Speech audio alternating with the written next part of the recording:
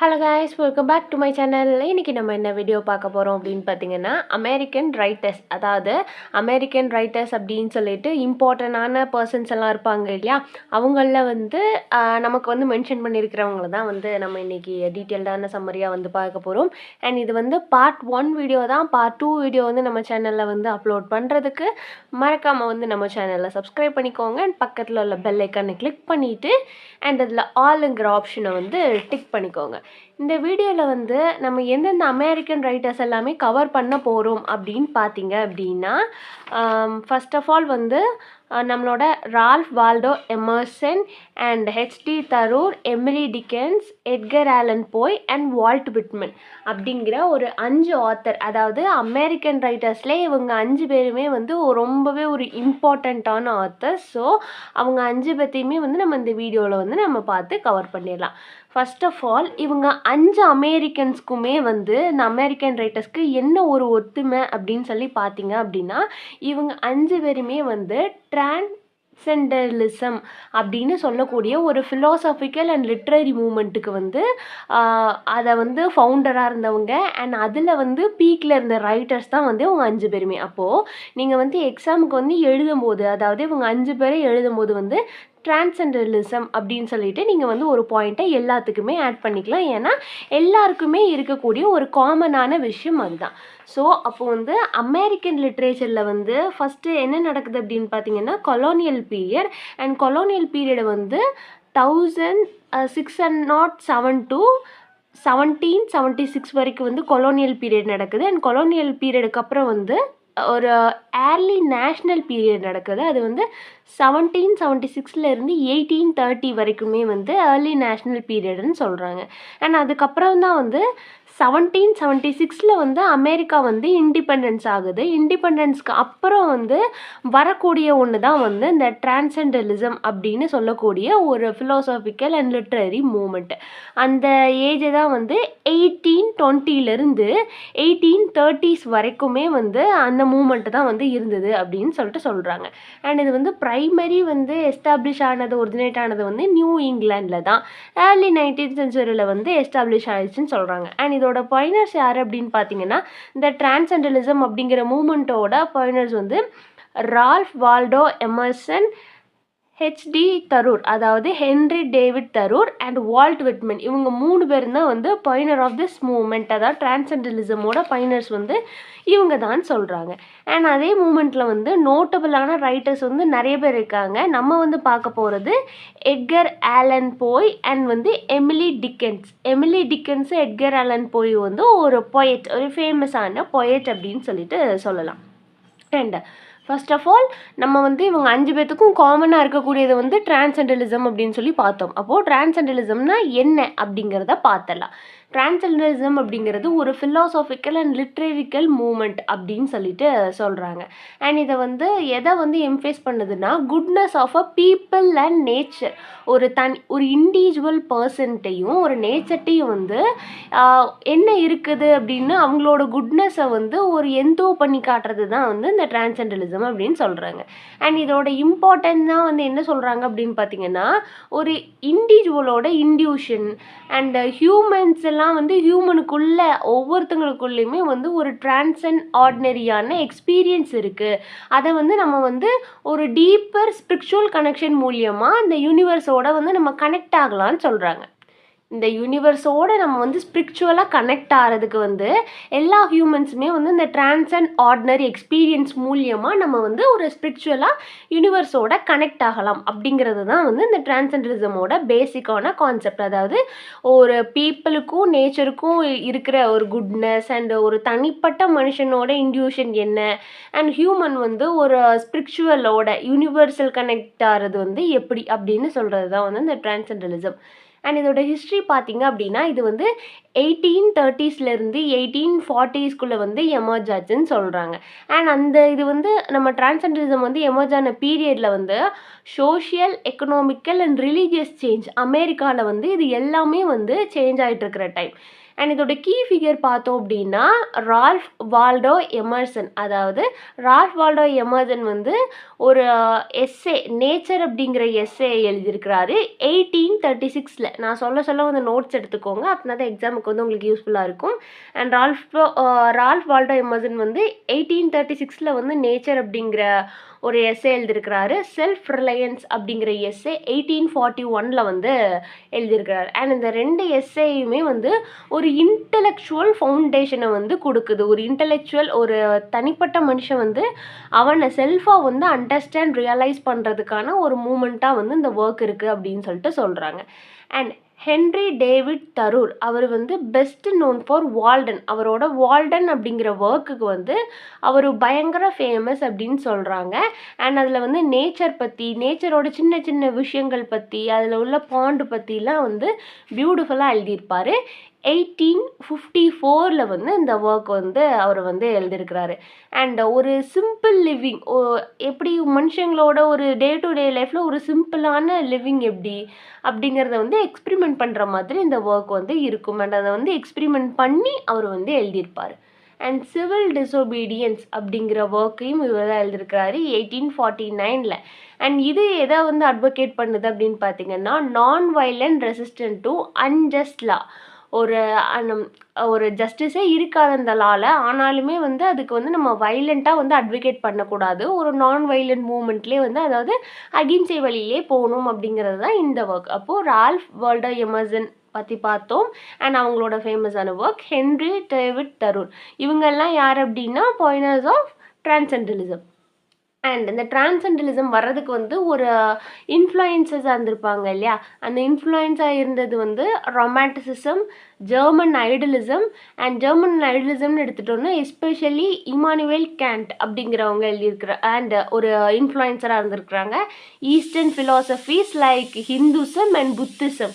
And next பார்த்தீங்கன்னா Unitarianism which rigid Calvinist doctrines and அப்படின்னு சொல்லிட்டு இது எல்லாமே வந்து ஒரு இன்ஃப்ளூயன்ஸாக இருந்திருக்கு இந்த டிரான்சென்டலிசம் வந்து உருவாகிறதுக்கு. அண்ட் நம்ம வந்து இப்போ டிரான்சென்டலிசம் வந்து எதுக்கு பார்த்துட்ருக்கோம் அப்படின்னு பார்த்தீங்கன்னா நம்ம பார்க்க போகிற அந்த 5 ஆத்தர்ஸுமே வந்து டிரான்சென்டலிசமோட இம்பார்ட்டண்டான ஆத்தர்ஸ் அண்ட் பாயினர்ஸும் தான். மேபி நம்ம வந்து கொஸ்டின்ஸை வந்து இப்படியும் எக்ஸ்பெக்ட் பண்ணலாம். ஸோ டிரான்சென்டலிசம் அப்படின்னா என்ன அப்படின்னு சொல்லி ஒரு அவுட்லுக் தெரிஞ்சுக்கணும். அண்ட் அதோட பிரின்சிபல் பார்த்தீங்க அப்படின்னா டிரான்சென்டலிசமில் வந்து ஒரு இண்டிவிஜுவலிசம்னு சொல்கிறாங்க. ஒரு தனிப்பட்ட மனுஷனோட வேல்யூ அண்ட் அவன் வந்து அந்த சொசைட்டியல் நார்ம்ஸாக இருக்கலாம், ஒரு இன்ஸ்டியூஷனல் டாக்ட்ரின்ஸ் எல்லாம் விட்டு எப்படி ஓவர் கம் பண்ணி தன்னைத்தானே எப்படி பிலீவ் பண்ணலாம் அப்படின்னு சொல்லக்கூடிய ஒரு இண்டிவிஜுவலிசம். அண்ட் நேச்சரஸ் கேட், நேச்சரில் உள்ள கண்ணுக்கு தெரியாத விஷயங்கள் அது வந்து ஒரு டிவைனான இன்ஸ்பிரேஷன். நேச்சர் மட்டும்தான் வந்து ஒரு ஸ்பிரிச்சுவலான ட்ரூத்து, நேச்சரால் மட்டும்தான் ஒரு யூனிவர்சல் ஸ்பிரிட்டை வந்து நம்மளால் வந்து வெளிக்கொண்டு வர முடியும். அண்ட் அதுதான் வந்து ஒரு ஓவர் சோல், எல்லா ஒரு லிவிங் திங்ஸையுமே கனெக்ட் பண்ணக்கூடிய ஒரு விஷயம் வந்து நேச்சர் தான் அப்படின்னு சொல்லிட்டு சொல்கிறாங்க.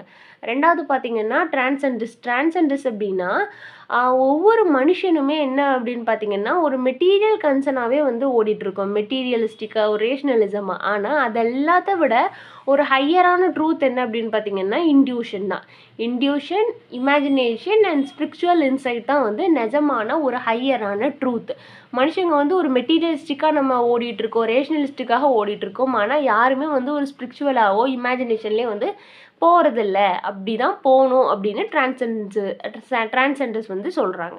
அண்ட் நெக்ஸ்ட்டு பார்த்தீங்க அப்படின்னா கிரிட்டிக் ஆஃப் மெட்டீரியலிசம் அண்ட் கன்ஃபார்மெண்ட். டிரான்சென்டலிஸ்ட் வந்து எதை வந்து ரிஜெக்ட் பண்ணுறாங்க அப்படின்னு பார்த்தீங்கன்னா கன்சியூமரிசமையும் இந்த social structure and dogmatic religion and advocate for simplicity and authenticity எல்லாத்தையுமே வந்து நம்மளோட டிரான்சென்டஸ் வந்து ரிஜெக்ட் பண்ணுறாங்க. ஆப்டிமிசம் அண்ட் டிவினிட்டி வித்தின் அப்படிங்கிற என்ன எடுத்துக்கலாம் அப்படின்னு பார்த்தீங்கன்னா ஒரு குட்னஸ் வந்து இருக்குது.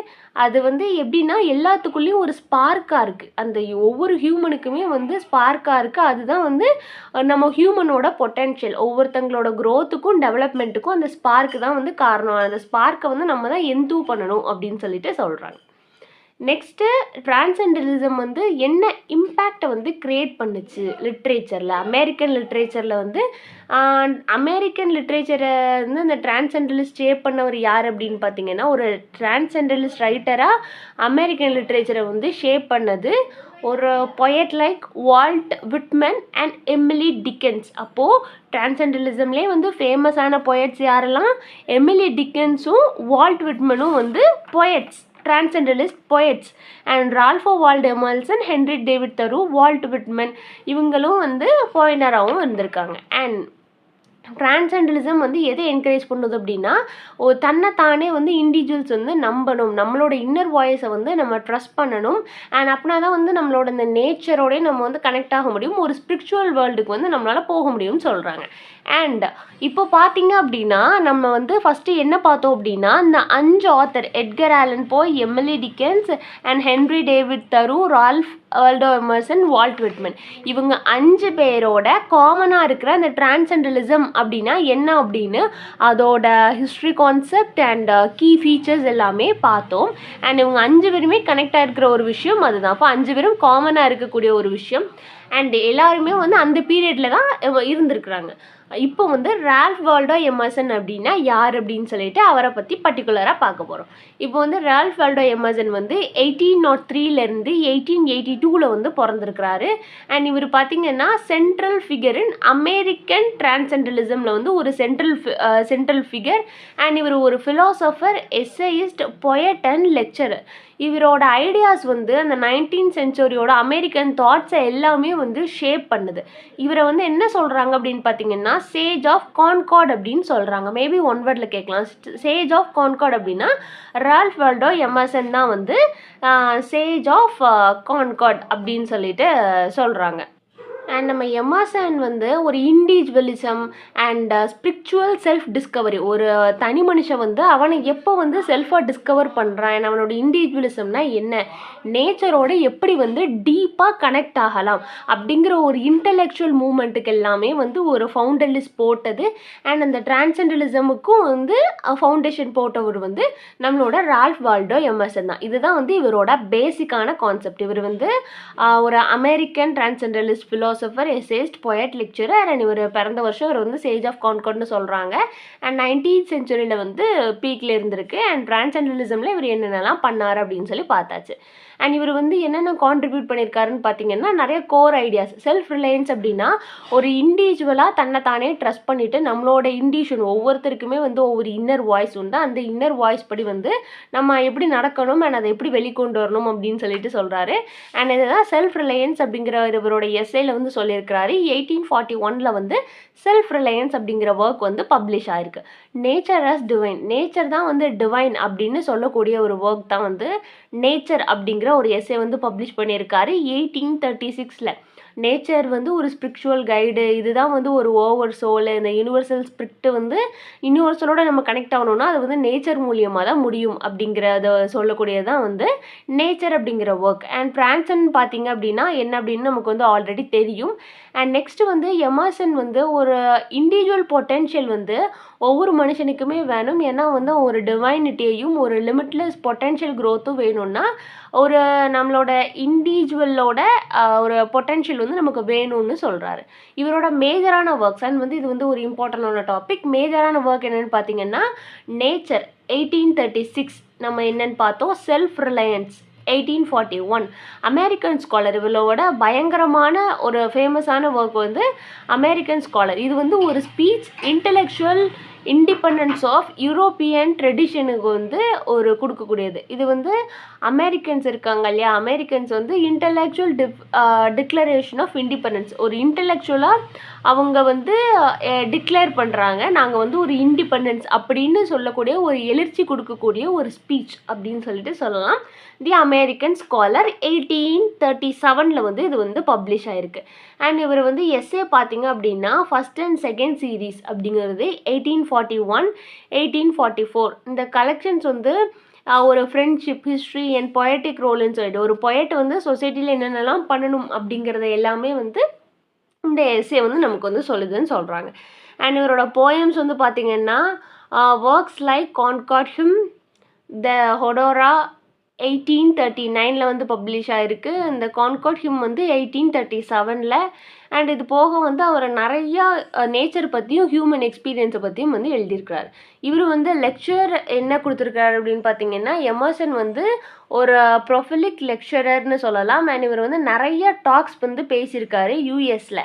அண்ட் இவரோட ஸ்பீச் எல்லாமே பார்த்தீங்கன்னா பயங்கர பாப்புலரைஸ்ட். அண்ட் ஆஃபன் வந்து இவர் வந்து டிரான்சென்டலிசம் ஐடியா பற்றி தான் பேசுவார். நிறையா ரைட்டர்ஸை வந்து இன்ஃப்ளூயன்ஸ் பண்ணுவார். அண்ட் இவரோட மென்டார் யார் இவர் வந்து யாரை மென்டார் பண்ணியிருக்காருன்னு பார்த்தீங்க அப்படின்னா ஹென்ரி டேவிட் தரூர். அண்ட் இவரோட வந்து இன்ஸ்பயர்டு ஃபிகர் வந்து Margaret Fuller and Walt Whitman. இவரை வச்சுன்னு வந்து ஒரு இன்ஸ்பயர்டு ஃபிகர் வந்து Margaret Fuller and Walt Whitman அப்படின்னு சொல்லிட்டு சொல்கிறாங்க. அண்ட் இதில் வந்து நம்ம பார்க்க போகிறதுல வால்ட் விட்மனும் ஒரு ஆத்தர் இல்லையா, ஸோ அவரை வந்து நம்ம எழுதிக்கலாம் ஹீ மென்டார்டு அப்படின்னு சொல்லிட்டு நம்ம போட்டுட்டு நம்ம வால்ட் விட்மனையும் வந்து எழுதிக்கலாம். நெக்ஸ்ட்டு பார்த்தீங்க அப்படின்னா ஒரு லிட்ரேச்சர் இம்பேக்ட். இவரோட ஒர்க்கால் வந்து லிட்ரேச்சரில் வந்து என்னென்ன இம்பேக்ட் எல்லாமே வந்து கொண்டு வந்தாங்க. அண்ட் எமர்சனோட எஸ்ஸே வந்து ஒரு அமெரிக்கன் லிட்ரேச்சரே வந்து ஷேப் பண்ணிச்சு. அண்ட் இன்ஃப்ளூயன்சிங் வால்ட் விட்மனை வந்து ஒரு ஃப்ரீ வேர்ஸாக எழுதுறதுக்கு வந்து இது பண்ணிடுச்சு. அண்ட் தரூஸோட வால்டன் பாண்ட் அண்ட் லேட்டர் நிறையா ரைட்டர்ஸ் ராபர்ட் ரோஸ் எல்லாம் ஃபிலாசபிக்கலாக அவர் என்ன இன்ஃப்ளூயன்ஸ் பண்ணுறாரு அப்படின்னா ஒவ்வொருத்தருக்குமே வந்து ஒவ்வொரு இண்டிவிஜுவலிசம் இருக்குது. அண்ட் இந்த ஸ்பிரிச்சுவலை வந்து நம்ம தான் வந்து எக்ஸ்ப்ளோர் பண்ணணும் அப்படின்னு சொல்லிட்டு சொல்கிறார். அண்ட் ஃபிலாசபி அப்படிங்கிறம்போது வந்து ஒரு modern self help, mindfulness and environmental movement இது எல்லாமே வந்து ஒரு செல்ஃப் ஹெல்ப் தான் வந்து நமக்கு எப்போவுமே இருக்கும். அண்ட் ஒரு மைண்ட்ஃபுல்னஸ் அண்ட் என்விரான்மெண்டல் மூமெண்ட் அப்படிங்கிறப்போ இதில் வந்து டிரான்சென்டலிசம் வந்து பேசியிருப்பார். கிரிட்டிசிசம் அப்படின்னா நிறைய கிரிட்டிக்ஸ் வந்து இவரோட ஆப்டிமிசமை வந்து ஓவர்லுக் பண்ணிவிட்டு இது வந்து சிஸ்டமேட்டிக் இன்ஜஸ்டிஸ் அப்படின்னு சொல்கிறாங்க. அண்ட் இவரோட ஸ்டைல் வந்து எப்போவுமே வந்து இந்த டிரான்சென்டலிசமே இருக்கணும் அப்படிங்கிற போது எல்லாத்தோடையுமே வந்து ஒத்து போகாது. ஸோ ரால்ஃப் வால்டோ எமர்சன்னா யார் அண்ட் அவங்களோட பேக்ரவுண்ட் வந்து டிரான்சென்டலிசம் அண்ட் அதோட கீ ஒர்க்ஸ் பார்த்தோம்.